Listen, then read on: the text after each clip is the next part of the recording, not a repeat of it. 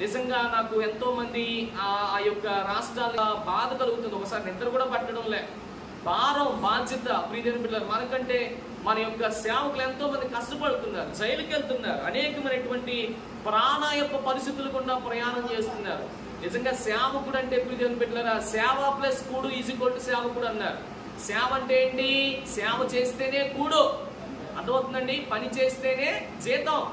ఈ రోజున ఏదైనా వండుకుంటూనే మనం తింటాం.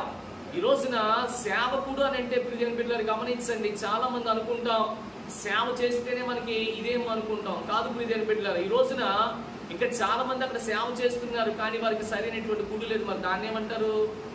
చాలా మంది వేదనతో ఉన్నారు. భార్య ఒక చోట ఉంది, భర్త ఒక చోట ఉంది.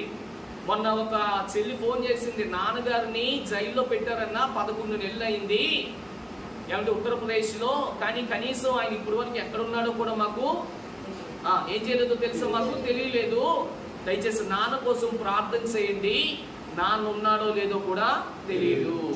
జైల్లో పంపించిన తర్వాత అక్కడ ఉన్నటువంటి వారందరూ కూడా ప్రియమైన బిడ్డలారా, ఏ కేసు కోసం వచ్చావు నువ్వు అని అడుగుతుంటే వాళ్ళందరూ అంటారంట, ధర్మ పరిరక్షణ కోసం వచ్చానని. అంటే అక్కడే చాలా మంది ఏం చేశారు? మానభంగాలు చేసి, దొంగతనాలు చేసి, హత్యలు చేసి వచ్చినటువంటి ఆ యొక్క జైల్లో ఉన్నటువంటి ఖైదీలందరూ కూడా సేవకుల్ని ప్రియమైన బిడ్డలారా గమనించండి, ఇంకే పని లేదా, ఈ పని కోసం ఇక్కడికి వచ్చావని వాళ్ళే సేవకుల్ని తన్నుతున్నటువంటి రోజులు, దినాలు ఈ దినాల్లో మనం చూస్తున్నాం. ప్రియమైన బిడ్డలారా, ఈ రోజున దేవుని పరిశుద్ధమైన వాక్యం మనకి సెలవిస్తున్నటువంటి మాట ఏంటంటే, అనేకమైనటువంటి సార్లు నేను ఏం చేశాను తెలుసా?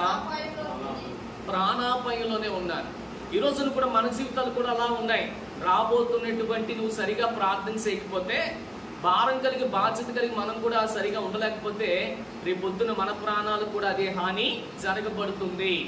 అయితే ఈ రోజున మీరు గమనించండి, ఇప్పుడు పౌలు మహాశయుడికి ఆ సమయంలో ఉన్నటువంటి ప్రాణాయప స్థితులు ఉన్నాయి కదా, ఇప్పుడు మనకు కూడా అదే ప్రాణాయప స్థితులు కలుగుతున్నాయి. అంటే దాన్ని బట్టి అర్థం చేసుకోగలిగితే, మనకంటే పౌలు మహాశయుని యొక్క కాలంలోనే చాలా విపరీతమైనటువంటి బాధలను ఆయన అనుభవించాడు. ఎక్కడ ఉన్నటువంటి క్రూరుల కంటే అక్కడ ఉన్నటువంటి క్రూరులు ఇంకా చాలా ఎక్కువగా వారిని హింసించారు. అందుకని నా ప్రాణానికి చాలా సార్లు హాని ఉంది అని మాట్లాడుతున్నాడు.